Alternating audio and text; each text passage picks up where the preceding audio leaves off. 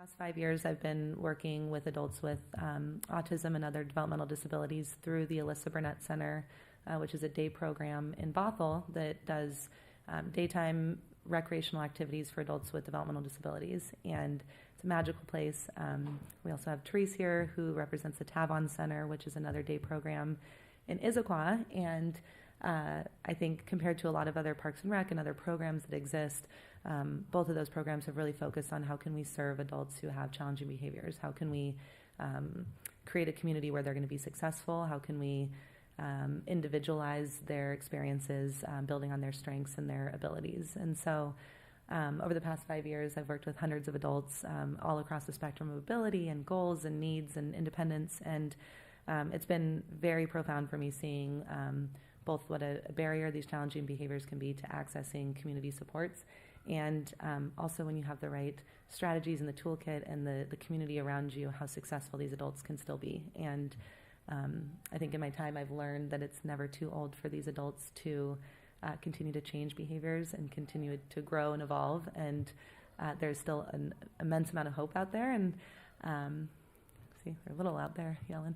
But in the past 5 years, I think also we're seeing that just the community as a whole, the society as a whole, is starting to become more welcoming, more inclusive of these adults. And I think we're on the cadence for the future is looking really bright and hopeful. So, and very, very, very hopeful. So we have thousands of people, as I said, joining us. There will be people throughout the night. So thank you guys for being here. At the end of the session, we're going to do about 10 to 15 minutes for questions. So we'll start with those of you who are in the room, then we'll reach out to people who are patching in from our other satellite locations, and then we'll answer Facebook Live questions.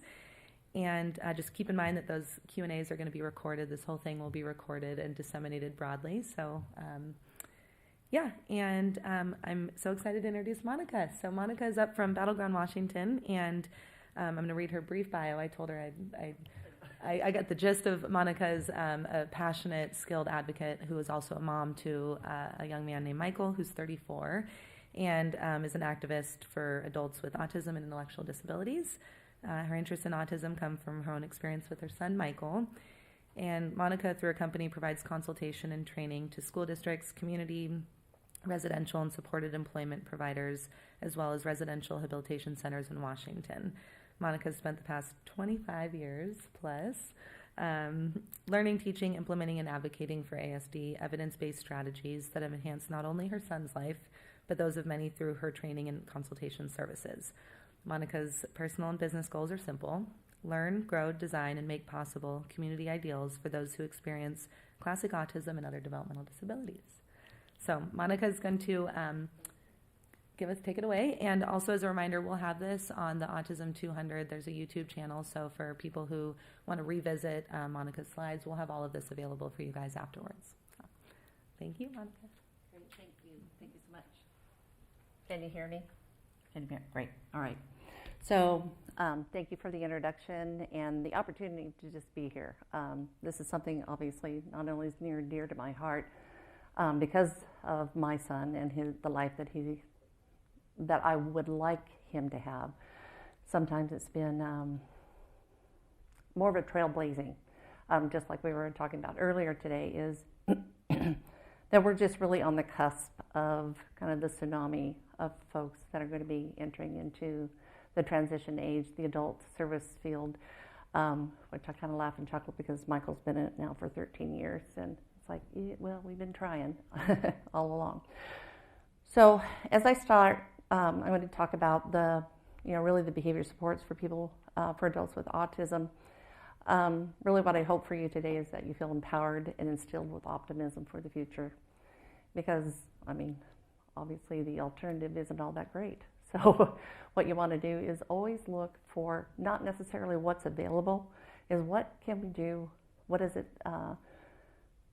can be possible, and look to that and grow and really not rely on a social service system, rely on what you think your son or daughter should grow to. And just earlier, just the ideal that we have folks that are lifelong learners. And just because they've exited school does not mean that they will not continue to learn, because they do. And I can tell you that my son, being 34 years of age, I'm always in awe of the things that he's learning, especially in the social capacity. So what I want to say is dream, innovate, activate, build your own tribe of support. And that's going to be really a very important component to think of. And I know, just, having this venue and that, people accessing it on Facebook is often because we don't have the supports just for us to be able to step away as parents to be able to educate ourselves. So, like I said, having this opportunity in this venue really is a very powerful means of getting information.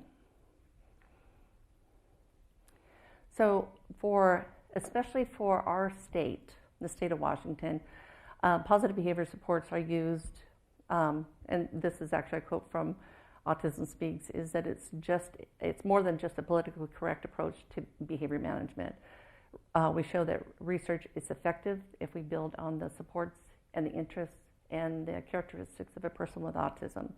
And it says, while punishment might work immediately, it has been shown to be ineffective for long run. As a matter of fact, when we, again, just talking, that it's hard to have punitive measures on somebody who may be 6'1" and weighs 210 pounds. It's like you want to think ahead, you want to be proactive in the supports that you give a person.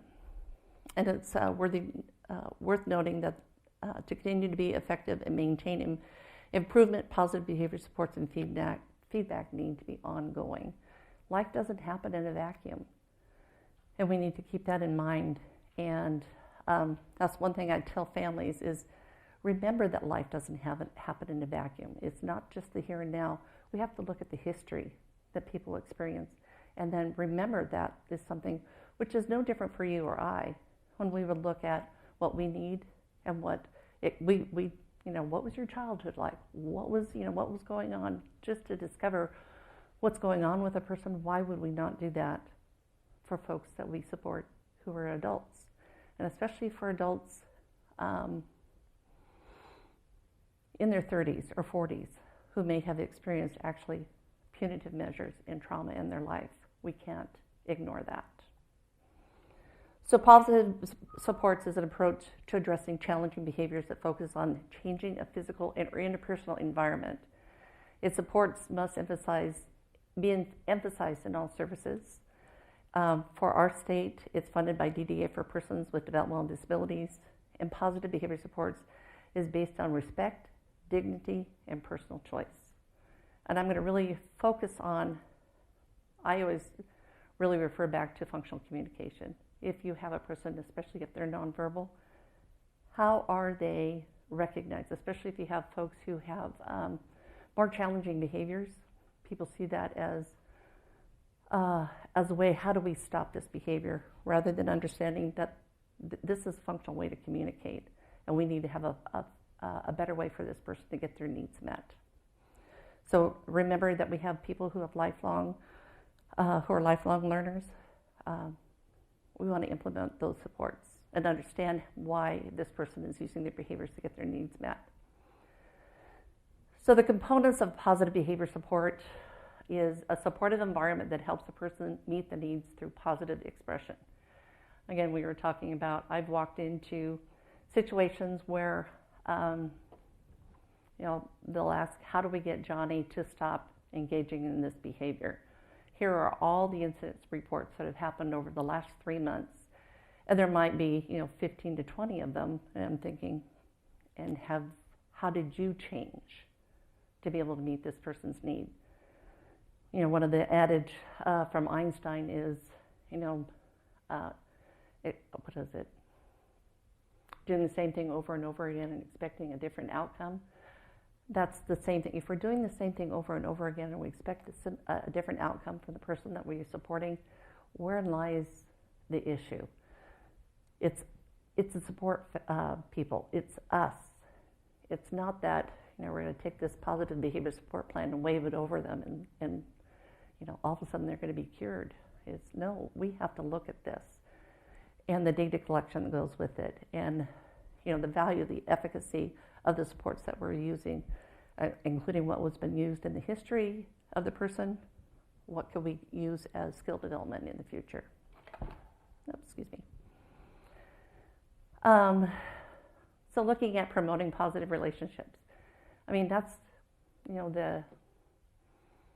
that's the basis for anybody, is that we have a working relationship with somebody. I've always given an example of, and actually I've done training with supported employment providers who basically are given a goal summary, county service plan that says, go out and work with this person. And sure enough, they go out, let's go in the car, let's go somewhere. A complete stranger that knows nothing about the individual, let's get in the car, and the whole idea is you're going to comply. Would you imagine doing that to any other person in the world? No. And I have when it comes to activism, I mean, really, I have a thing about what we're doing when it comes to having people, quote, comply. We're really grooming people to be vulnerable. So we really want to look at the person, build that relationship, build that trust, have a working communication relationship with them. And then increasing a person's opportunity to make daily choices throughout their day. And I'll be getting into this as we go through this presentation. And reducing factors and forms of treatment that make the person feel anxious, afraid, angry, or devalued. Arrange environmental factors such as the location of a residence, even furniture, access to transportation, and user-friendly kitchens. These are all things that we need to take in consideration.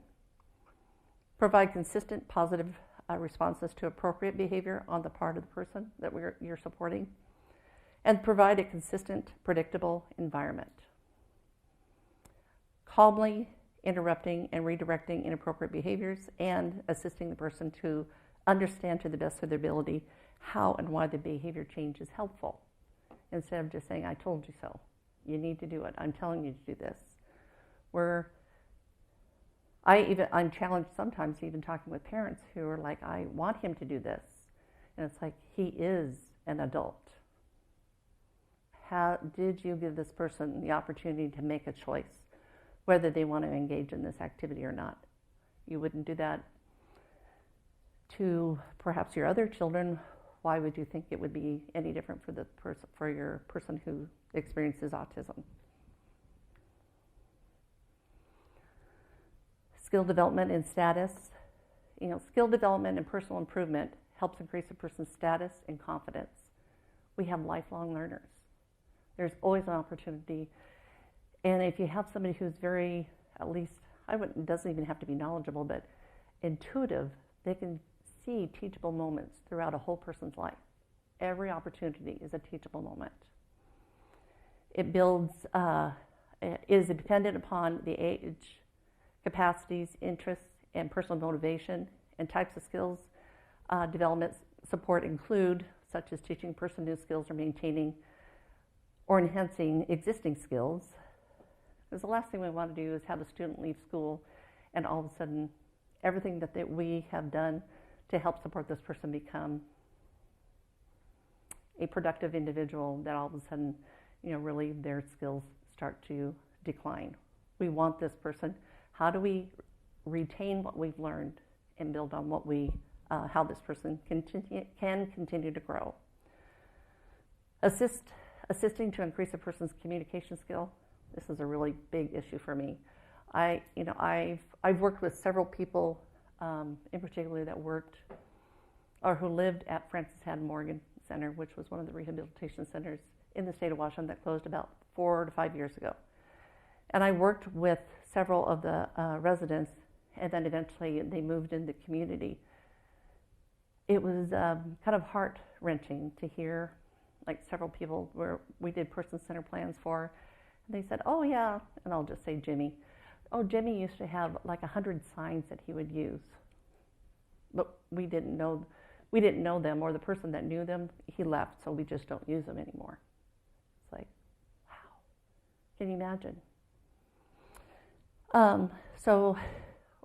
Assist to increase a person's communication skill, including but not limited to sign language and use of communication devices. For heaven's sakes, we've got, technology at our hands that is incredible, to say the least, of just a piece of paper and pen. What a difference you could make in a person's life. increasing participation in typical community activities such as work, socialization, shopping, recreation, and leisure. I always talk about what a positive support plan would be for that is what I refer to as structured opportunities. It's interesting, without a structured opportunity, a person may or may not have an experience that ultimately leads to a choice. So I want to make sure that the opportunity that we provide to a person is based on their support needs, their social needs, their sensory needs, their communication needs. It's interesting and motivating to them. At that point, they have an experience, which then they can make a choice, positive or negative. But without the structured opportunities, oftentimes we have folks that don't daydream, don't wonder about, gosh, wouldn't it be cool if I could do this, that, or another. It is like we have to give folks opportunities. And I'll get into that a little bit here in just a minute. Fostering skills and behaviors that promote mental and physical wellness. One of the things, and I'll be referring to my son quite a bit, Michael is his name, and one of the things for him, it's not just like saying, we're going to go for a walk because it's good for you. How many of you just go for a walk because it's going to be good for you? All right, most of you are, but anyway, for him, it's got to be functional. And so he has a dog, and he will take his dog for a walk. That to him, and why did I get him a dog? One, he loves dogs, and two, he will go for a walk so that he will take Scooby for a walk. Encouraging a person to take more responsibilities, and again, one of his, for Michael in particular, is that he's feeding his dog, he's engaged in the training of the dog, he feeds him, he brushes him. There are a lot of things that he does do and play with him. But along with that, he does a lot of his own chores around his house. So that's the one thing that also, and sometimes as families, we can get overwhelmed just, with if we have to constantly structure everything for a person, but just identify maybe one or two things. This is what we're really going to work on. Because the more and more we do for a person, the more and more it shows and tells them you're not capable. But if we're able to show them and give them opportunity that they can have an experience, that's when we have a person, you can all of a sudden see their confidence start to rise. It's like, I can do this. Healthcare, I don't even want to go into that right now.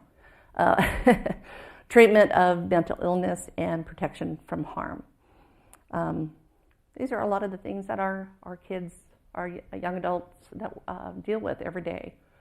Temple Grandin, it's never too late to expand the mind of a person on the autism spectrum, and how very true. Anybody see Temple when she was here? Just a couple of weeks ago, I think it was. I've seen Temple in many situations and many conferences, and I think of her now and think, wow, she is everywhere. She is just, but I love it that she is very passionate about what she's doing.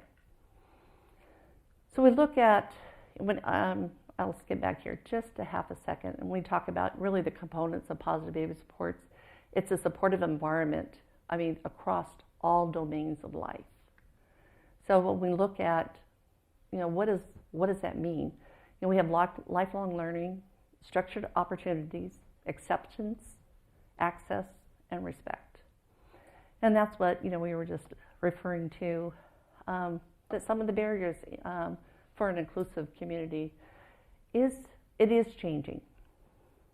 Slowly, but it is changing, and there is hope. But when you look at that, that the physical being, the psychological being, the spiritual being, the physical belonging, the social belonging, community, practical, leisure, growth. You need to look at a whole person's and their whole life. And what does that mean? It's interesting. I bring this up again because of my son Michael. He has an interesting respect for Catholic nuns. And the funny thing is, we are Catholic, and when he was actually, when he was 7, we started going to this convent that my daughter went to, which that's a whole other story that we could get into because she would be discussing the fact that her mother sent her to a convent. That's beside the point. But Michael was just intrigued. I mean, to the point of like, this has been a whole life focus. He's 34 years old, and we've been going to that convent for 27 years. And it's just something, so the spiritual aspect of his life is huge. And when people hear, and it's a little bit interesting because,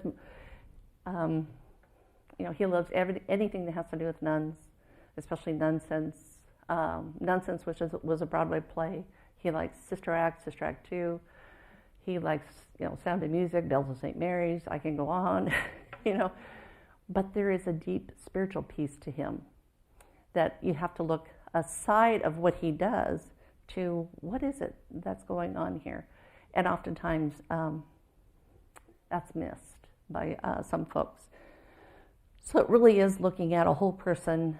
How can we help them continue to be and grow as a whole person? That's really what we want for our kids is how can you be as much as you want to be, as productive as you want to be, rather than, as I always say, I would prefer that we got away from the idea of having caregivers, that we would have a life coach, that we would have somebody that can help you move and grow. Because the word caregiver kind of says you're not capable in my book, but it's something that we have to really think of and change. How do we help this person grow and achieve? And the thoughts that go through our minds, during those wee morning hours, what happens if mom or dad dies? What's going to happen? And when I spoke about, what about the history of this person? Well, does that history die with mom and dad now? Do we start just at that moment? That takes time and effort on our parts as parents to make sure that that information is documented, that it is, the history is understood. And I can give you for instance, this week, unfortunately, my son, as many folks with autism, have gastrointestinal issues, and he has actually had a perforated bowel that he had to have emergency surgery with. And so I'm cognizant of his eating, drinking, and bowel habits. And one of the symptoms is that when he gets up in the morning, he gags. And they, meaning his supported living provider, said, "Oh, I think he's got postnasal drip." I was like, it's not. His stomach is upset, and there's a likelihood that he has blockage. That could have been missed. Where is that history? Where is that? And I would say, for families, it is a way, how do I get this information? And I can tell you one of the things that I have done is I have actually put Michael's person-centered plan and some of his personal history on a 15-minute video so that people can watch, because what happens is you get, sometimes you get the assessment that is done by, by the case manager, and all it tells is what the person is able to do or not do. It doesn't really give, well, who is this person? And I have pictures of Michael with his family, out in the community, doing activities so that people can get a really good picture of who he is. And that's what I mean by capturing that history and knowing that information. You're going to understand, and that's what becomes part of a positive behavior support plan. What is his history? A young lady that I was working with at one of the institutions, one of the job coaches said she won't follow my directions. Matter of fact, she just walks away and she'll sit. Well, I went back to, what is your level of relationship development? Where did you start? Just talking about joint attention activities. What is it that you can do how do you get this person to interact with you? And as we were going through it, I realized she didn't know anything about this young lady. And what the issue was at that point is she had been lived her first 7 lives in a Romanian orphanage. She was adopted The family took her for another 7 years until she was diagnosed with autism, and her behaviors became too challenging that she went to go live at one of the RHCs here in the state of Washington. I said, do you think she might have some issues around relationship development? Rather than looking for compliance, how do we build a relationship? How do we teach her functional communication? Those are the skills we need to consider first before we think, let's get her a job. And we've got a ways to go before we can get there. And this is where I talk about parents. Our role as a lifelong case manager. We have case managers that come and go. I don't know, I can tell you probably in Michael's 34 years, he's had at least 7 or 8 different case managers. To say at least that number of supported employment job coaches and numerous doctors, etc. So who manages all this?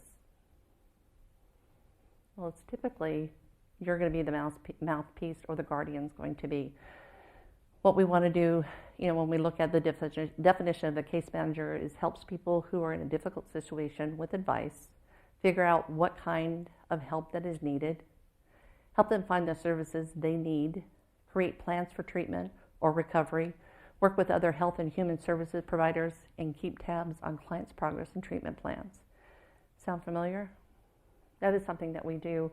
When you look back, when I talked about, all the different areas of a person's life, there are usually an activity or a service involved, but there are silos of services that, as parents, we have to kind of control that. Not control that, but at least keep the information, and so that people aren't looking at that person in that vacuum. I know that folks have had information about person-centered planning, so I'm not going to belabor the fact, other than I'm going to go through this just really quickly. As person-centered plan is a way to help someone to plan their life, and the focus is on the person.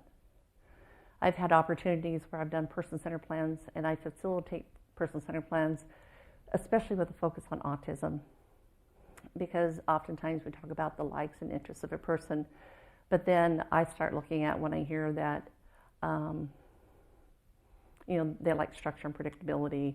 They don't like loud noises. They don't like all these things. And I look at the characteristics of autism, and I bring that out.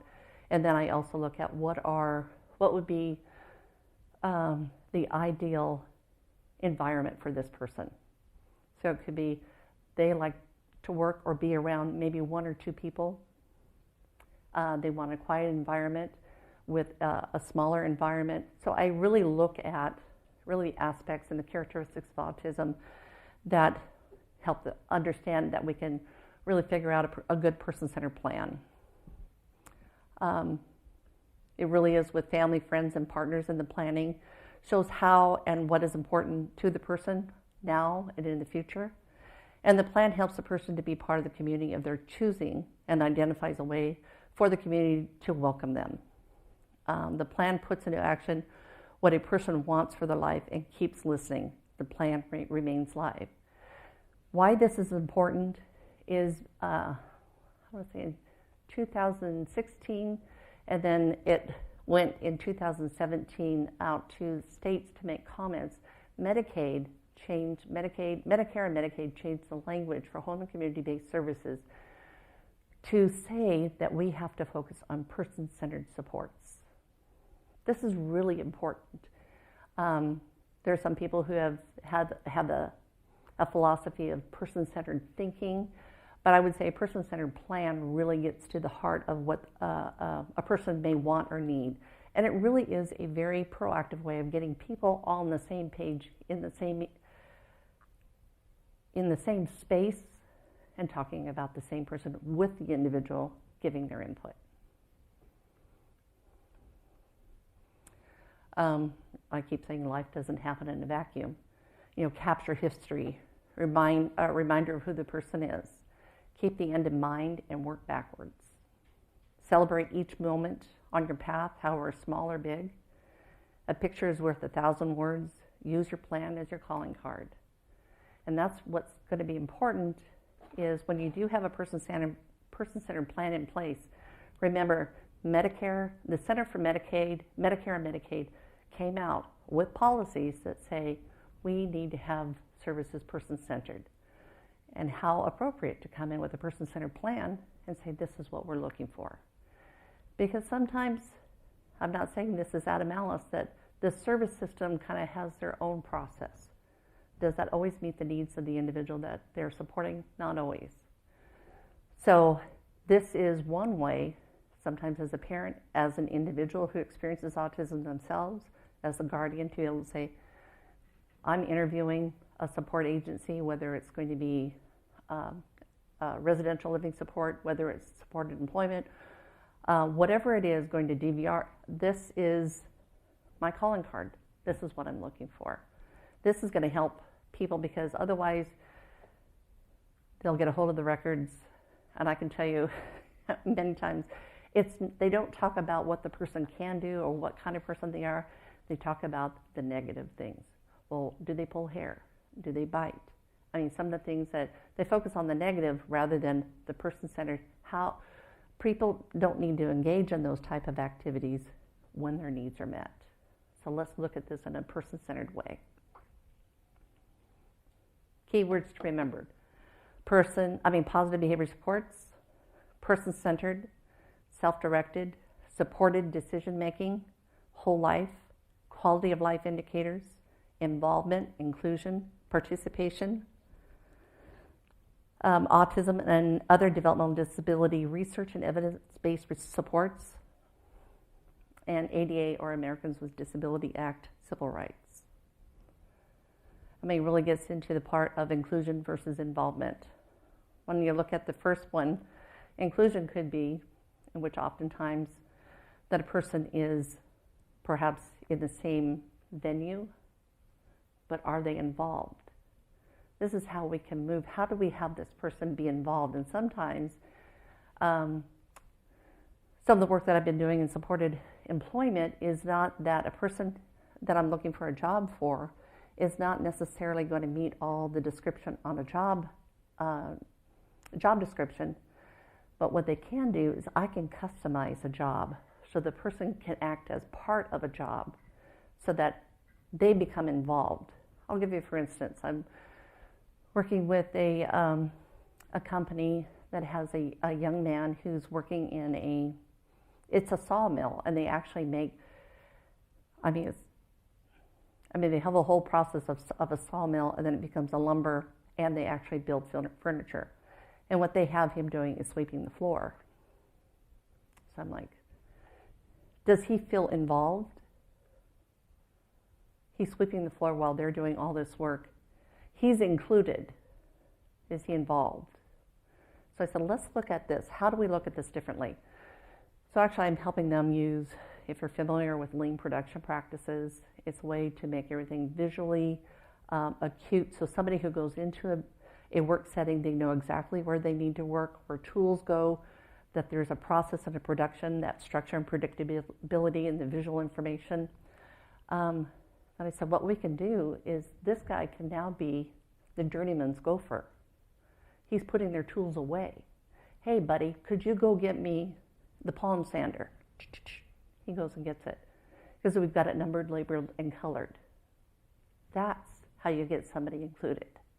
And that's where you look at what are the skills needed for this person? They know their colors, their numbers. Now, how do we get them involved? How do we get them part of this? It really comes down to downright respect. Respect is your communication strategy. You're person-centered and self-directed.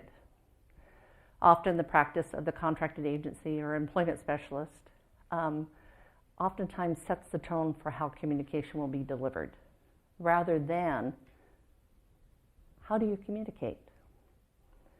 Many times these differ entirely from what the individual with autism has learned and practiced the majority of their life. For my son, I did a lot with structured teaching, visual supports. He used PECs early in his life, and so he still uses that piece of technology to the point where, though he uses pictures, he writes his schedule. And so his learning style has evolved, although we use the same type of schedule, those types of things. But if I did not continually promote that, it would fall back to, I will prompt him to do everything. How do I give him the information so that he's person-centered, that's self-directed? When he is given those choice and opportunities, he is happy, he's attentive, and he's participating. When that's not involved, then his anxiety goes up and he starts asking questions over and over and over again. He gets into a fight or flight. So as soon as you put something in a schedule for him that he can follow, his anxiety goes down, his production goes up. That's a positive behavior support piece that people need to be trained on. It's not that he's going to, that's another thing. People have the most difficulty of adapting to every environment that we ask them to adapt to every person and situation. It really, when I said it needs to become a calling card, the person-centered plan, and the support strategies, the history needs to follow that person and needs to be advocated for. It really is a civil right. It comes down to, what do I need? When you think about like the strategies for communication and support, you think of that as the prosthetic device that a person in a wheelchair needs to be able to enter into a building. You would not think twice of making sure that there was a ramp in place. This is no different for the folks that we support that have perhaps challenging behaviors and have limited communication abilities. What is it that you need to be successful? That's what we need to be asking, rather than you need to comply with me and do what I say. It is literally that positive behavior support plan it's person-centered, likes and interests, and choice and self-direction.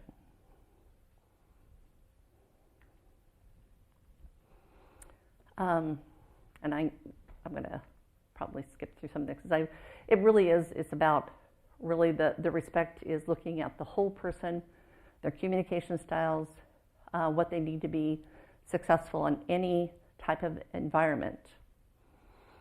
Here's a scenario that I want to give really quick. Aaron loves anything with peanut butter. Aaron's staff realized that if they stopped by the store bakery first and get him a peanut butter cookie, he would have a better grocery experience. This has been their routine for a couple months. This is just a routine that they followed. So now they go and support staff. Aaron, would you like a peanut butter cookie? Open-ended question. Aaron says, no. Oops. Support staff says, here, let's go get one anyway. Aaron runs towards the check stand and starts to grab as much candy as he can. The staff chases after Aaron and tries to pull the candy out of his hand. The store clerk started yelling at Aaron, dude, let go of the candy.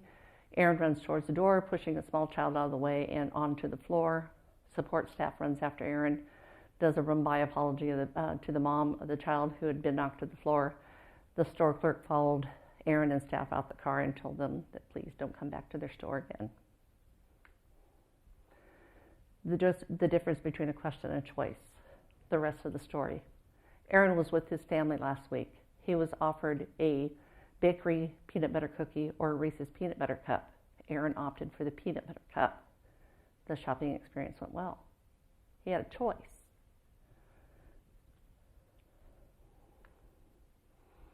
So what functional communication and support should have looked like is Aaron needs to participate in his shopping experience, not distracted with cookies or candy, frankly. But the scenario only enhances the staff's experience. It does not provide Aaron with any skills to develop an opportunity other than reducing the occurrence of behavior by giving him food. But teaching a decision-making skill that is favorable activity, generalization of skills, and then what might a visual look like to increase the participation and choice? What could be as very simple as, we're going to go shopping, and it's as very simple as the first then strategy is to give the person, we're going to go shopping, and it might be, we're only going to buy one thing. We need toilet paper, and then we're going to buy a cookie or your peanut butter, that is your choice. So now we're teaching a skill. We're giving that person the opportunity that what we're doing is we're grocery shopping for maybe only a few things, or like I said, maybe only one thing. Where is he going to be going? Safeway. How long are you going to be there until the grocery list is completed? How do I know when we'll be done? When Aaron makes his choice, what's next? Go home. And then he can eat his choice. So what we're teaching is, one, I can follow a list. I have a choice and I'm communicating it. I'm included in this opportunity and not, I'm involved and not just included. Does that make sense? This is something that you can do, and like I said, it doesn't have to be as elaborate as this. It can literally be even just drawings. It could be clip outs of something that you have, on, you just look up on the computer under icons or pictures, something very easy. Another thing that I might even say, I had a gentleman that we were trying to teach the whole process of, it's not the outcome of buying groceries, because that was one of the goals that was on the residential goal summary or whatever, that he will start doing his own grocery shopping. Well, first you have to teach a concept. What is grocery shopping? What is this? And it doesn't have to be at a big grocery store. Matter of fact, we started for this one gentleman, he bought a bag of barbecue chips at the AM/PM. We set up a structured opportunity. First, is he going to be able to walk across the parking lot successfully? Is he going to go in the door? Does he know where the food, to be able to find the food himself, bring it up to the counter, go through the whole process of purchasing, money exchange? So what we did is we went to an AM/PM. We set it up so that we had his chips, his favorite chips, sitting on the end aisle. So all he had to do was walk in and see it, and then he purchased it and left. We had an incredibly positive experience.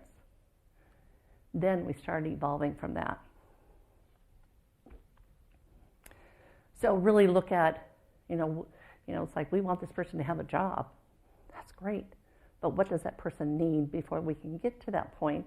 There are some steps that can be put in place. Other things is, again, looking at the communications, likes and interests are not set in stone. Visual choice and opportunity often yield surprising results. Use options for choice. Support staff. What would you like to eat for lunch? Open-ended. Not always a good option, because don't be surprised at what they might respond with. It's like, do you want, Tom said mac and cheese. Staff makes mac and cheese, but Tom doesn't eat it. Support staff, you have the choice of mac and cheese or sandwich chips.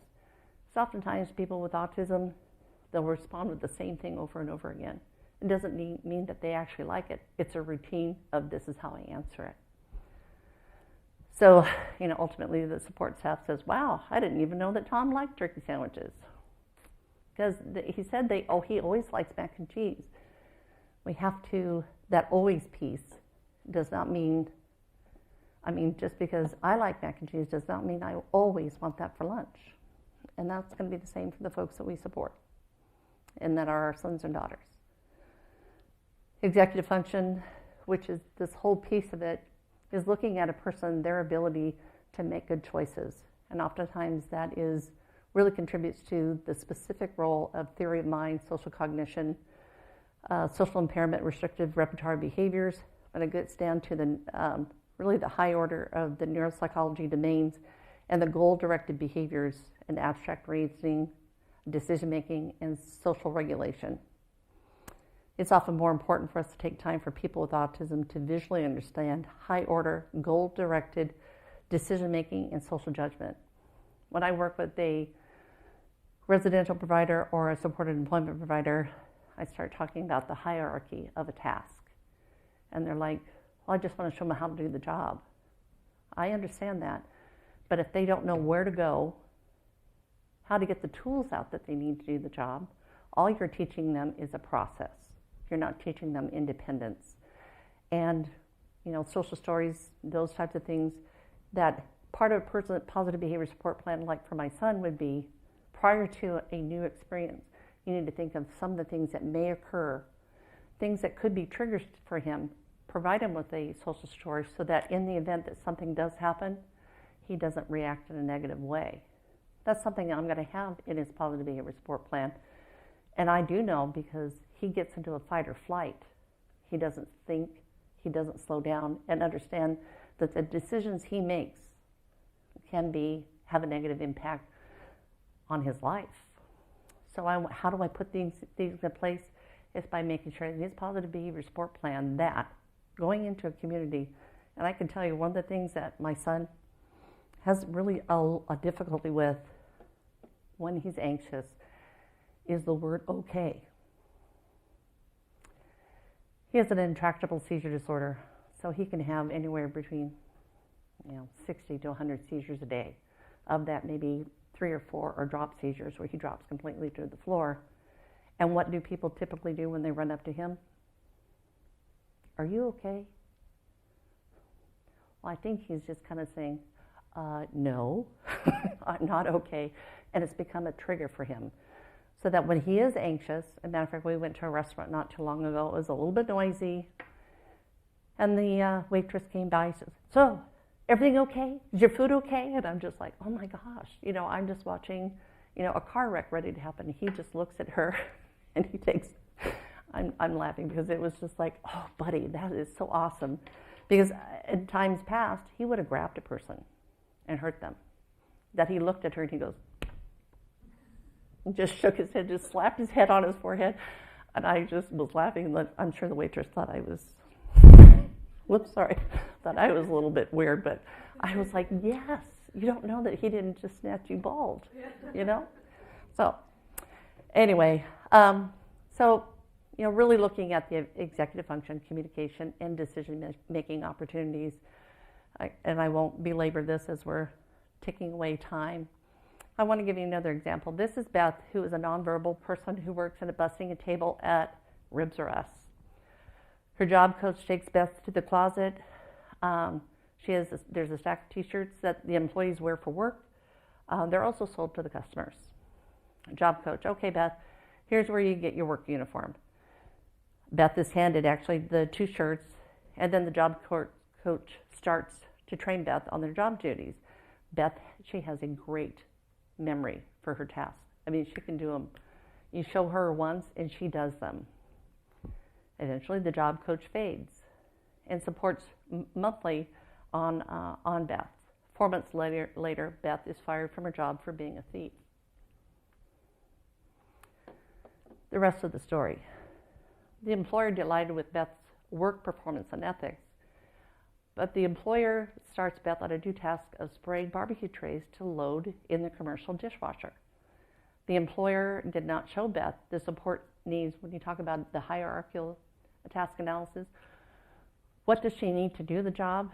Rather, he verbally trained Beth, leaving critical thinking and problem solving to Beth, who is a concrete, literal thinker.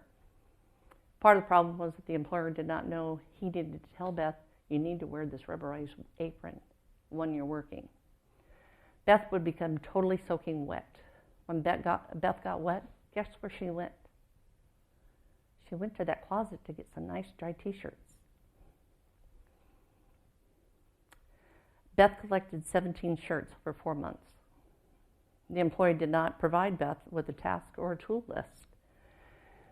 And Beth showed great skill and mastery with her job, but she was fired because the job coach did not visually show Beth that the employee was given only 2 shirts. And after the employee would need to purchase that, and it was their responsibility to wash their own clothes. They took the assumption that she did so well with the job that she had, quote, the common sense or the executive function to do the other pieces that were actually inferred rather than given to her in black and white as a person who's a literal concrete thinker. Who's responsible? Assumptions were made by the job coach and the employer. Support strategies were made Beth's responsibility. She has autism. That's their job. Beth was fired because there was no functional way to communicate with her. It was all, she has good receptive language. She has absolutely no expressive language, and obviously she's a concrete, literal thinker. And those things weren't accommodated for. And the job coach wasn't trained on autism. She was not only fired, she had to pay back all the T-shirts. That again, it's like she has a residential provider as well. When she started coming home with 17 wet shirts, perhaps that could have been a big red flag.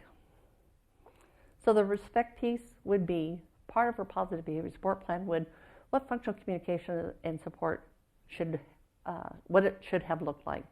The job coach takes Beth to the closet that has stacks of T-shirts that the employee wears to work. The rules are employees need to wear their Ribs Are Us T-shirts to work. Each person gets 2. Each person or each employee is responsible for keeping their shirts clean and wearing them to work.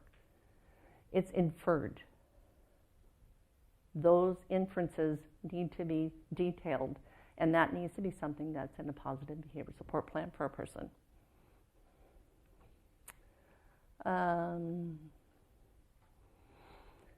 Other pieces, job coach takes Beth to the closet. The social story could be is each employee wears Ribs Are Us T-shirts to work. Each employee gets only 2. Beth is an employee and has her 2 shirts. Beth will wash her shirts after work to make sure she's ready to go to work the next day. Beth is happy to follow the rules. So Beth's work list could be something as simple as you got to wash, it's dirty, got to wash so it's clean. You go to bed, you wake up in the morning, pack your lunch, and you're ready for work. Instead of having the care provider running around doing all this, how do we teach a person to be responsible? And that is that piece of we can help people learn new skills and continue to learn new skills rather than, again, being the care provider. How can I be this life coach and skill developer and the teacher for this person, and taking those teachable moments every time and give them an opportunity to learn. Are your communication strategies person-centered? Recap, if communication solely depends on another person's interpretation of their likes, dislikes, and interests, is that person-centered? As I've heard people say, oh, I know what they like. I don't have to, it's like if you have to interpret it, and I have to have somebody else basically be my spokesperson, that's not person-centered. And a communication for a person with autism is often left unheard, unnoticed, when left to support staff's interpretation, who may or may not have the whole picture. A person with autism may start to engage in aggressive behaviors to communicate their wants and needs. It's important to use evidence-based autism-specific support strategies for consumer client customers you support. Because oftentimes people, care providers, job coaches, they're often trained to prompt.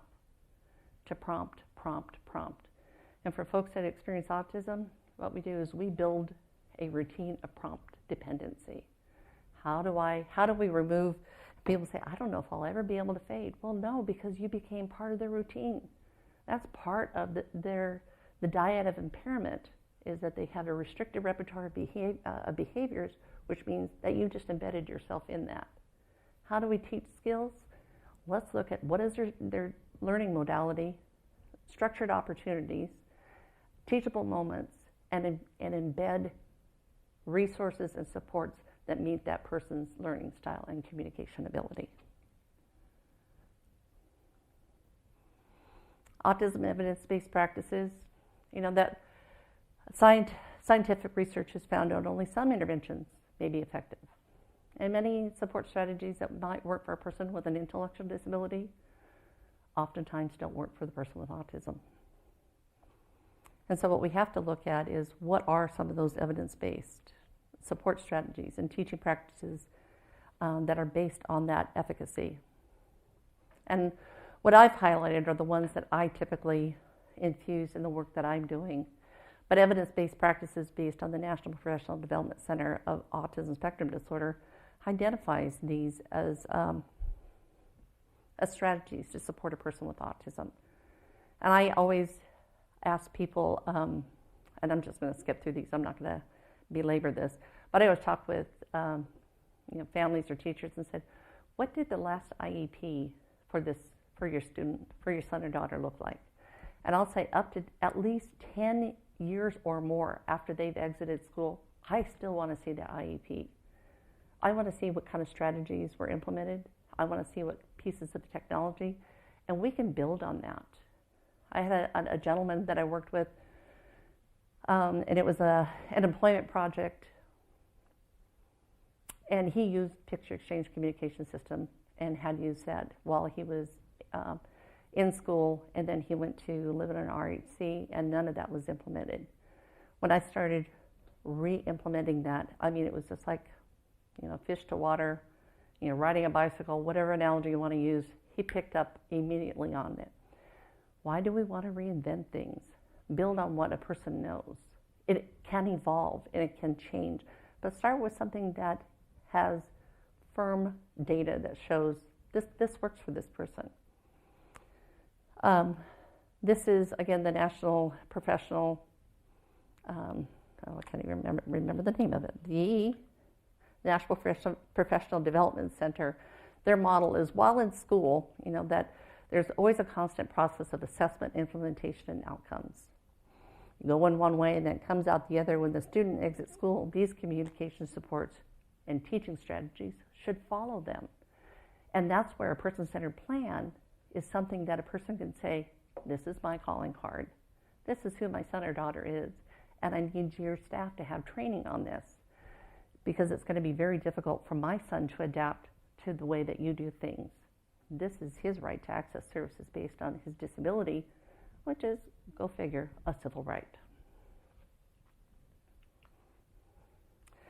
Michael Callahan, he's with Mark Dole and Associates, and he developed a process called the Discovery Plan, which is a type of person-centered plan. And the one thing that this is a quote from him is, the presumption that a collection of individuals who know the person all know the same thing is a presumption.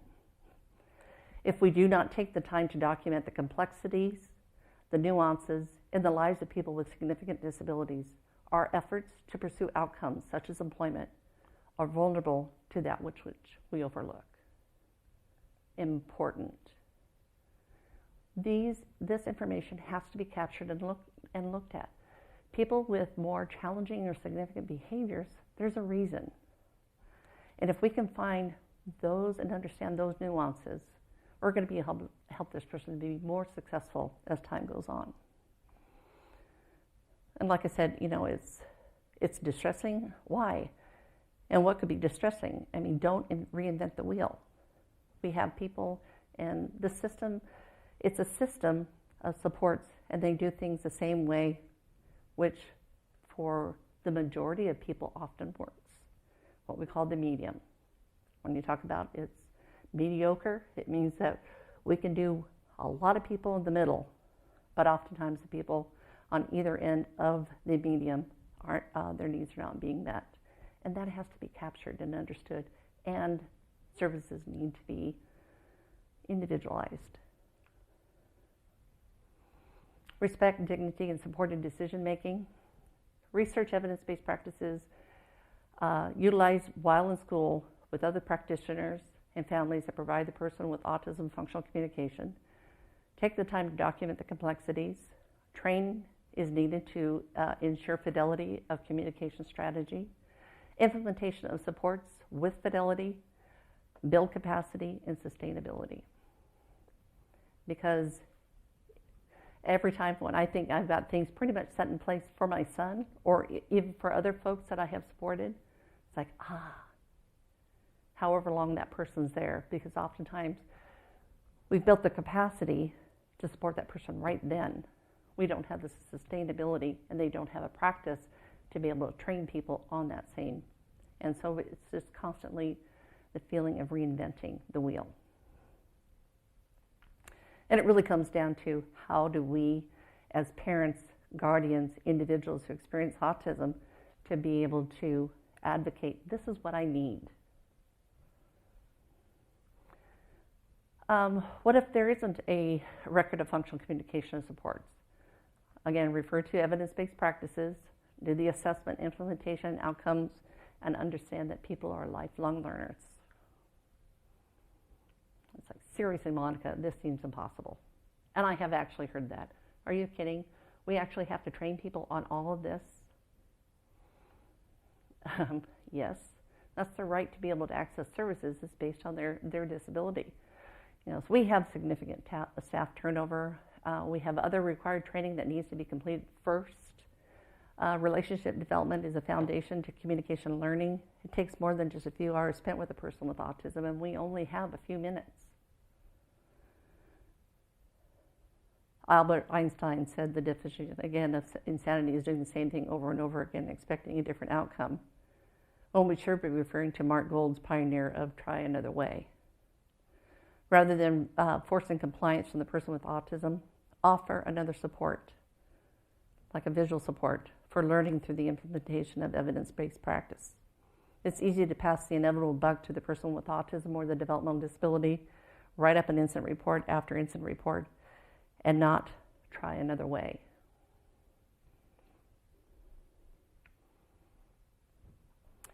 Communication consists, the process for a person to follow. Basically, this is something I would use for Michael. We're going to get in the car, we're going to go to the doctor's office, this is the process, and he holds it. And he is fine. If he did not have that in his hand, he is not fine. He just had when they're under general anesthesia, they have complete dental cleaning and fillings and all that kind of stuff. And we actually have to go to a different town, actually to Longview, which is just a little bit north of Battleground where I live. And so his doctor, his PCP did his history and physical on Michael, and then they have to have the hospitalists come in and do their history and physical on Michael as well, because it's different hospitals and one does not have admitting rights and blah, blah, blah. Anyway, so we're on our way there, and I get a phone call from the dentist's office that says they want to prescribe a prescription of Halcyon for Michael. I said, well, that seems impossible because we haven't even gone to the appointment with the hospitalist yet. Oh, well, maybe they have the wrong person. Oh, all right. So we go to the doctor's appointment, and I indeed have this for Michael. His schedule, what we're going to be doing, what they're going to be, asking, what's expected of him. Because when he gets anxious, his executive function goes right out the door.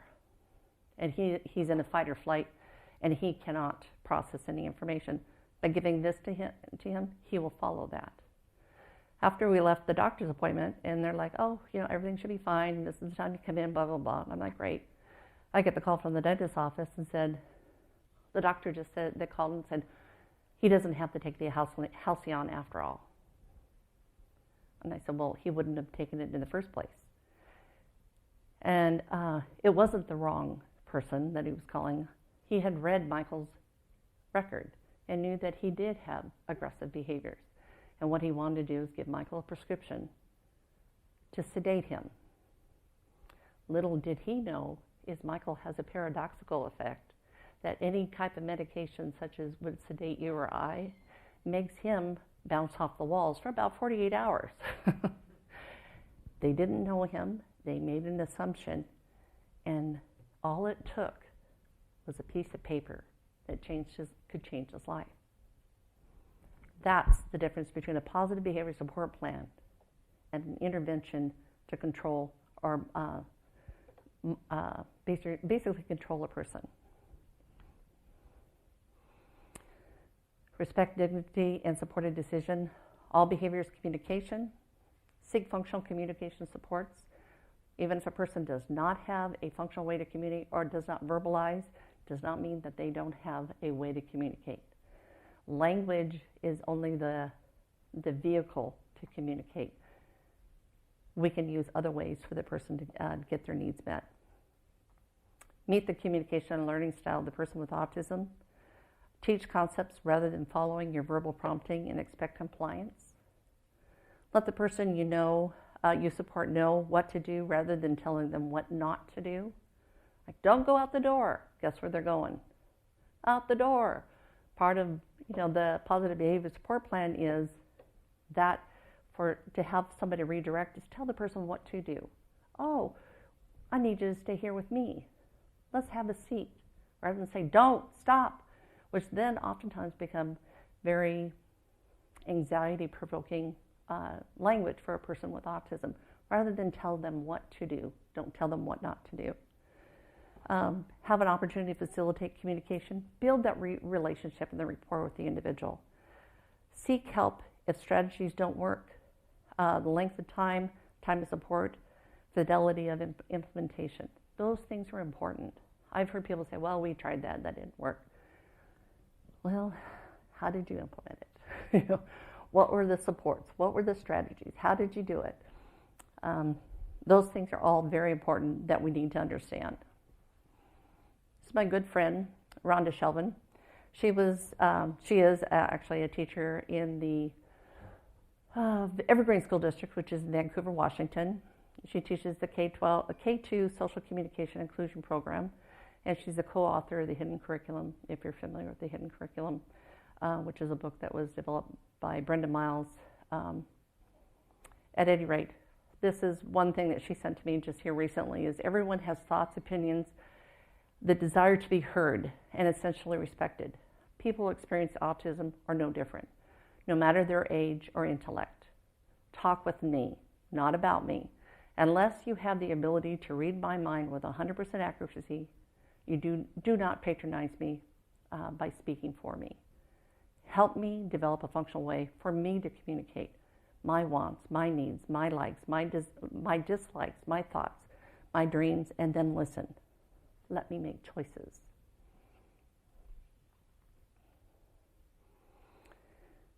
Dignity of risk. I won't go into the cartoon, but the dignity of risk is a very powerful concept. We cannot allow our fear of harm or wish to protect a person with a disability from harm to effectively mean what we are making choices for others. People with disabilities, like everyone else, must be free and empowered to make their own choices and live with some consequences. I can tell you, I would not say that I am the safety net mom or the hovering mom, but I certainly give Michael structured opportunities and make sure that everything's in place so that he can have a very positive experience, but I'm also going to give him opportunities. That's how we develop character and personality. I'm going to kind of jump. This is a quick story about my daughter Molly, and this is just a story that actually my sister who's here today, she was part of this, and it's her story that she said, one of the most amazing days of my life was witnessing the bravery and joy of my brother. In 2003, on a warm, sunny summer day, we headed to our favorite destination, Sunset Falls, which is basically, it's out of the town where we live, up near the foothills of Mount St. Helens, and it's glacier runoff. It's cold, but on a hot day, it's very nice. We always passed the favorite hot spot of many of the local visitors and continued miles up a windy road where few bothered to explore. It was usually just us, a perfect little water hole coming from the mountain runoff. Just putting your foot in it sometimes can be rather terrifying. The water is literally freezing, but it didn't matter. This was the thrill of jump and excitement and the challenge, and the whole lot of family fun. That's my daughter and son. That's Molly and Michael. My mom told Michael, who was well equipped in his swimming suit, life jacket, sitting in the lawn chair beside me, of course. He put his toes in the water, but wasn't really enthusiastic about going any further. And she said, with my lips blue and a quiver in my voice, I told my brother to jump in, or at least slide his booty in and swim with me to the other side where the cliff was. With a few loving voices coming from his favorite cousins all around him to join the fun, he did, almost just like that. Michael was in the water. Michael carefully sat on the rock and slid in, slowly. With a few loving voices coming from his cousins, as he gasped and acclimated to the water, he paddled to the other side. I'm sitting there, by the way, kind of like, watching this unfold, like, all right, and I'm thinking, I can swim. I'm a good swimmer. Matter of fact, I was a competitive swimmer. I could do this. This is all right. He's got a life jacket. I'm telling myself all of this. I could have had him sit beside me and say, no, Michael, you're not going to go. Michael made the choice. So he gasped and acclimated to the water. We paddled to the other side of the mini river just for fun. Certain we'd make the loop back as soon as we hit the other side, but no, that's not where the story ends. Michael took the hand of his favorite cousin, Cameron, and I went behind him to spot his ascent. His cousin, Cameron, was about to jump the cliff to take another jump and curiously asked Michael if he wanted to go. Second guessing if this was an acceptable risk. I mean, you do have to jump once you're up there. I glanced over at a beaming mom whose encouraging eyes didn't cause me to delay this endeavor. We reached the top. As I looked down the cliff, I looked differently. It suddenly looked really tall, dangerous, impossible. I had jumped the cliff a million times. I could jump off of it like it was a curb. It wasn't a big deal until that moment. Again, with big eyes, looked to Mom to make sure I wasn't taking it too far. I mean, was he ready? Was he going to enjoy it? Would he be scared? I was scared. This was new for me. My brother up on a cliff, doing what I did with my peers, his peers. This was new and an unfamiliar territory. I wasn't sure what to make of it. Then it all became a blur. The next thing I know, I'm finger locked with Michael's right hand and the left hand in the care of his cousin. On the count of 3, we jumped, just like that. With no time to think, I saw my brother's feet take flight. His grip tightened fast onto my hand. I wasn't letting go of my brother. We jumped. On Michael's demand, he wanted to. He was ready. He had watched us time and time again. He was ready.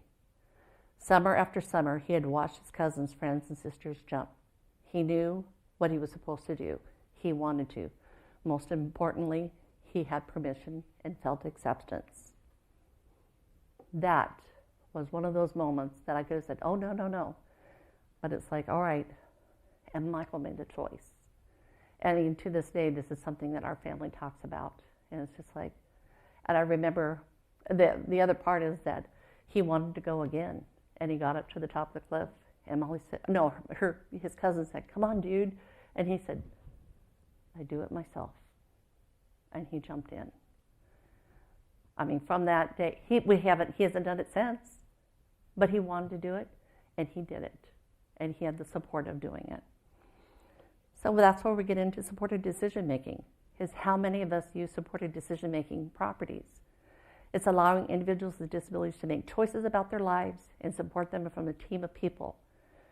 Supported decision-making is an alternative, sometimes to guardianships even, but guardians make decisions for people with disabilities. Actually, they help them make decisions. However, supported decision-making allows people with disabilities to make their own decisions. As a matter of fact, even as Michael's guardian, I can certainly say these are the things I would like Michael to do. But ultimately, it's Michael's decision, and my role as a guardian is to make sure that what he's asking is supported, but also what he's endeavoring is going to be all right. It isn't going to harm him, that it's going to not make him vulnerable or being taken advantage of. But supported decision-making promotes self-determination, control, and autonomy. It fosters independence. So supported decision-making is empowering people, making choices with help from others, explore options, understand options, know the risks and benefits, offer recommendations, and without coercion, make choices. And basically, the responsibility of a guardian is it's not a continuation of parenting.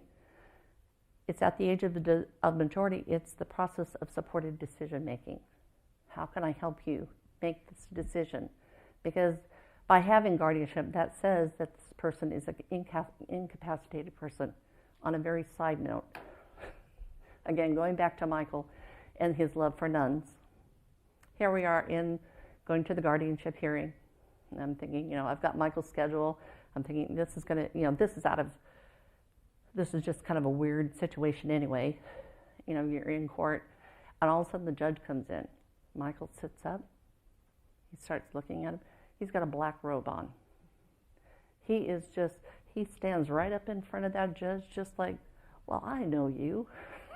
I was like, are you kidding me? This is looking for those little small blessings. It's like, could everybody wear black robes and a veil, please? That would make our life a lot easier. But what I can say is don't go it alone. Power and choice, not compliance, but relationship, comprehension and trust, joint attention activities, and I won't go into a lot of these, but these are activities that I have done with other folks to build that relationship and communication supports. Don't reinvent the wheel. Lest we forget functional communication, concepts to teach, executive function, visual supports, learning modality, social stories, and social thinking. Technology at our fingertips. We've got resources that we can look at. We need to look at skill, capacity, sustainability, assessment, data collection, responsibility, answerability, train staff to where your customer is at. Do not omit the subtleties and the nuances. That, in short, is really looking at a whole person, looking at their needs, having a person-centered plan, remembering the history, building on the likes and interests, rather than looking at the negative aspects of a person. And oftentimes, I would say in residential situations, that is one thing that I've experienced. If you have somebody who's just having to fill in for a person, it's just like, well, that's Joey, and be careful because he likes to run toward the door, and this is so-and-so, and they tell basically the negative things, basically, how do I keep this person safe and contained? When in fact, this needs to be the change that we need to look for is how do we help people go from the care provider to the life coach, to the teacher, to giving structured opportunities for this person to have a way to express their choice, to have the experiences based on their interests and strengths, and to give them opportunities that they've never had before so that they can continue to learn, rather than let's keep you, confined. And is it inclusive or is it involvement? Those are kind of the things that I really want to make sure that you leave with tonight, is to understand that those things are, there's a lot of things that I threw out here, and I can tell you these are years of building and understanding and things that I have learned to make sure that these supports are in place so that my son can have a very happy, productive, involved life in the community. And I can tell you, if you were to look just at what Michael has a list of negative behaviors, challenging behaviors, but when his needs are met, he is a very charming, fun, happy guy. And that's what I would want, and I wish for everyone, is that they would have an opportunity that their son or daughter can thrive in those types of, in any situation, once we have those supports in place, that a person can continue to learn and grow and thrive. So we have, 10 minutes or so to be able to answer questions? We'll start in here. So is this working? No. You guys can hear me in here. Sorry, it's on. Okay, there we go. So we'll start in here. Monica, first of all, thank you so much. We can do a virtual round of applause from our Facebook people, but this was so insightful and I think transferable, and probably so much of it relevant for all of us in our careers and with our families and our siblings. And thank you. It's a lot of beautiful information. So in here, for you who are here at Seattle Children's, do you guys have any questions for Monica? While I'm walking up to take your question, I wanted to clarify, you'd mentioned DDA covering positive behavior supports. Well, hot off the press, and as we all know, DDA is no longer covering positive behavior supports. Not DDA's decision. They're heartbroken too. It's a federal decision that parents are to now, and caregivers and people within the DDA system need to turn to their medical insurance, be that Medicaid or private insurance, and access behavior supports, ABA, through their insurance. It's Right. fraught with problems, and there's advocates working hard, not necessarily to get it back to DDA, but make insurance better. Make Right. sense? Yeah. Yes, thank you. Washington Autism Advocacy can answer questions about that if you are struggling with that. Okay. I feel like there are a lot of concepts, but I am having a little challenge kind of wrapping my mind around all of those concepts and trying to connect them to real life situations. Yes. Maybe if you can, since this lady here has just mentioned positive behavior support, can you give us a little bit more information on that and give us an example of how that particular program or approach can benefit parents of adult children with ASD? Well, I can tell you what, there's been a long, hard battle to try and get applied behavior analysis in the state of Washington. For many families who have children with autism, that has been something that has been a very challenging philosophy to try and get people to understand. Applied behavior analysis is basically a philosophy of applying and implementing a support, evaluating the behavior that has occurred for this individual, and then analyzing. That's basically what the insurance companies are being asked to do. It, in essence, is the same thing as, I don't want to say the same thing, what I would refer to as a functional behavior assessment, but within the parameters of applied behavior analysis, there are certain strategies that people have used that are the evidence-based supports that I've been referring to, such as discrete trial training, pivotal response, structured teach. There are a lot of specific strategies that need to be taught, but basically it comes down to the analysis of what is being implemented, and that is being done by what is called by individuals that are trained in what are BCBAs, which are certified behavior specialists. Board certified behavior analysis. All of a sudden it just escaped me. So, and I would say we are woefully lacking in that field in the state of Washington. But what I can say is alternatively to this, when I just referring to doing person-centered planning and having that information, it again, there's a lot of information and concepts. And I would say if, not to go it alone, but to find somebody who can mentor you through this with you. That's something that I actually do and help other families do, is how do we get all this information, compile it, and now if I go into a work site, let's say my son is going to be working somewhere and all of a sudden he experiences a behavior, what they want to have is a board certified behavior analyst to be able to come in and look at what's happening, how do we redirect this person and teach them a new skill or strategy. Instead of saying we need to extinguish something, we want to teach a new skill. So it's, I don't know if that answered your question, because it is, I would say, it sometimes can feel convoluted. There's a lot for us as parents to understand. And what I can say is have somebody who trusts, that you can trust and help you work through the system.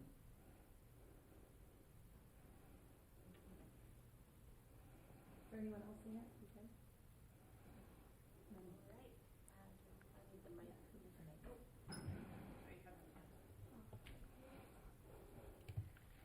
So this question is from Stephanie DeLon Lawson, and her question is, how early should we be getting ready for high-functioning autistic and ADHD boys for transition? I'm worried because of other mental health issues and the age 13 law.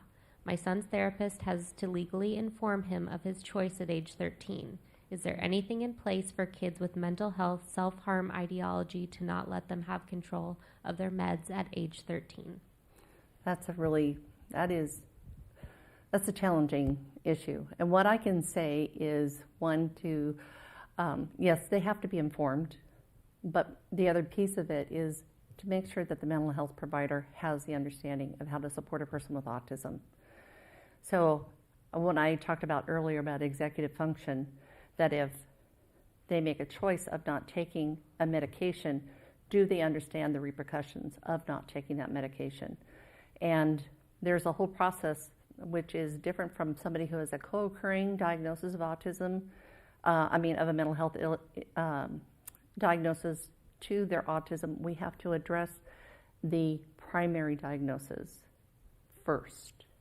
Then we can look at the mental health, because it is the co-occurring diagnosis. When you look at autism, is a pervasive developmental disability that we have to address, and it has to be addressed in that fact. When I would say, when I talk about transition, I say transition starts at birth to 3. It really is looking at, where your son or daughter is, and looking, as I referred to, looking 3 to 5 years ahead, and then working backwards. So really, mental health, that they have to give them the opportunity to be able to consent to mental health treatment. And the schools basically have to have, by the age of 16, have to have a transition plan in place. Transition, like I said, should happen in every transition, large transition of a person's life. One of the tools that I have used in the past, if you're not familiar with it, is the Comprehensive Autism Planning System. And it was actually developed by Brenda Miles and Sean Henry out of the OCALI, which is the Ohio Center for Autism and Low Incidence Disabilities. And it really talks about transition. It talks about the supports. I really like using that in a way to be able to support and teach, support people, as well as it basically has templates for people to be able to follow. And it's very, very helpful. But like I said, I would start the school, like I said, they don't have to start transition plan to the age of 16. But when you think about students, when they're entering into their freshman year, they're between the ages of 14 and 15. And what they decide to do at the age of 14 and 15 can determine whether they go to college, secondary education or not. So I would start really talking about that at the age of 12 and 13.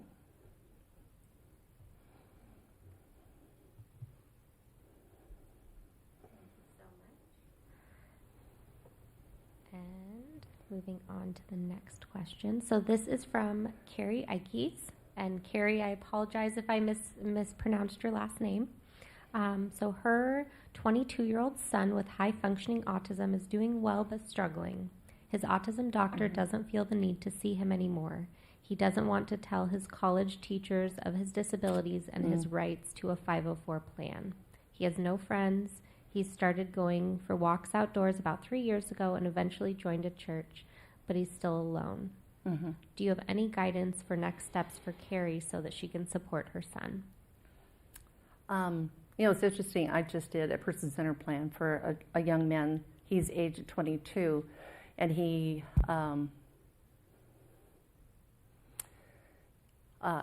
was just finishing up his formal education and was going to be, thinking about going into college.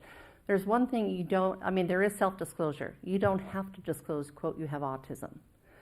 The only thing you have to disclose is, I have certain supports, modifications, and adaptations that I need that are documented, that the Office of Disability needs to understand, and that they can talk with their professor about, or their instructor. They don't have to say, oh, by the way, I have autism. You don't have to. But the gentleman that I did this person-centered plan for, and we had a lot, his friends, not his friends, actually his mom's friends, and there were some other people, and there was probably about 17 people, and that's actually a large person-centered plan. Typically, I don't have that much. And eventually, what had happened is that he likes playing games, and he has many games that he does online, but he found that there were several places in the community that have game nights, and that he started going to those. So it's really looking at the likes and interests, because it's just not like saying, because you have autism, I'm going to go meet with a bunch of people with autism. But no, for my sister and I, we were just talking about, if I wanted to go to a place that, say we're going to be cooking with red wine, I'm all over that. But if they're saying, we're going to learn how to make, I don't know, we're going to learn how to clip toenails. I mean, I'm not interested in that.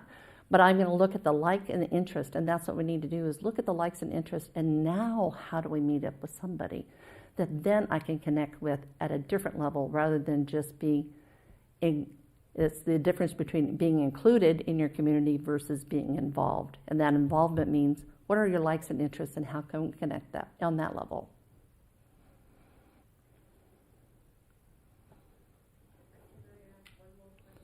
Sure.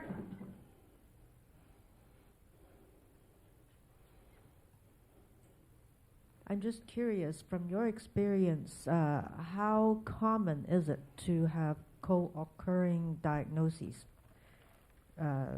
mental illness? It's very common.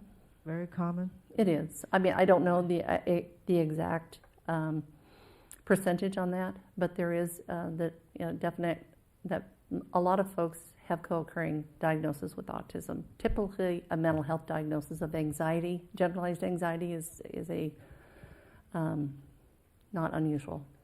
We have a nurse practitioner here. Lovely. I believe, if I'm remembering my statistics correctly, that it's about 11% higher than the general population for people with autism to have a co-occurring mental illness diagnosis.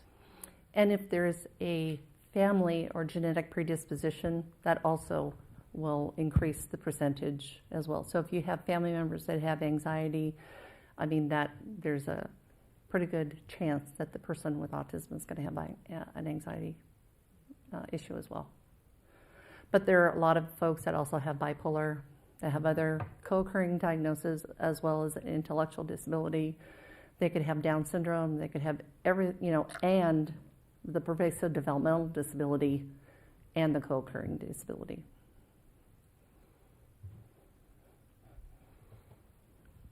All right, we have one more from Corey Milbrandt. And can you offer any advice or resources for kids with Tourette's, ADHD, OCD, anxiety, and the gamut of other comorbid conditions? Well, I'm just kind of curious of how the person is. It's interesting. A few years ago, when Washington State had the Autism Task Force, of which I was one of them, we started looking at autism, and we started looking at diagnosticians in our state. And at that time, believe it or not, we only had 3 behavioral developmental pediatricians in the state of Washington. We still don't have that many, and I can tell you this, I live in Clark County in Vancouver. We do not have a diagnostician in our community, and what typically happens is that they are referred to a mental health provider that then gives them the diagnosis of saying perhaps they have OCD, oppositional defiant, ADHD, and kind of a gamut, when all of a sudden after after a few years, it's like, oh, you know what, they might have autism. So, I mean, I would certainly first make sure that you have a good diagnostician. And if that is true, that all those diagnoses, I mean, and they can be co-occurring with a autism spectrum disorder, you treat the primary diagnosis of autism first, the pervasive developmental disability. The other things then are, oftentimes when I was just going through this, this training here, is understanding their likes and interests, their learning modalities, because oftentimes, especially with Tourette's, I know, and people who engage in a lot of the co-occurring mental health diagnoses, they're often related to an anxiety disorder, which continue to ramp up and become more apparent when there is anxiety. I am not a medical specialist. I'm just going by the experience that I have and the experience that my son has. He has a generalized anxiety disorder. And I can tell you, when his anxiety is up, it affects his neurological system, and he starts having massive amounts of continual seizures. So the connection is there. It's a neurological disorder. Autism is a neurological disorder, that it is pervasive, that you need to address that first. So that's what I would recommend, but I would certainly consider an outreach to a specialist, whether it's through a teleconference or a way. That is certainly something I would consider.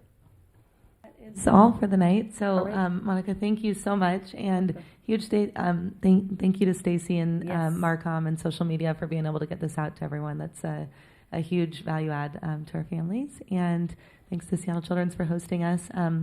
Thank And you. we will, Stacy, how long will this be on Facebook Live for people to be able to watch? Will we have it? will be on forever. Okay, so Oh my goodness. yeah, so Still you can always alive. visit that on Seattle Right. Children's Hospital. Yeah, so you guys can share it and rewatch it and look back at some of the slides, and then again we'll have this on the Autism 200 on the Seattle Children's Autism website as well, on our YouTube channel. So Well, thank you for the opportunity as Yeah. well. I always like having having the floor to talk about everything. well, we all are taking away a lot, I think. So Thank you. thank you, and hi to Austin Curdy. He was saying hi to us. He's one of the students at the Burnett Center. So Oh, nice. and my nice. little brother Mikey Mitchell's watching too. So Oh, hi to him. nice, So, nice. Okay, thank you guys so much. You're welcome. Thank you.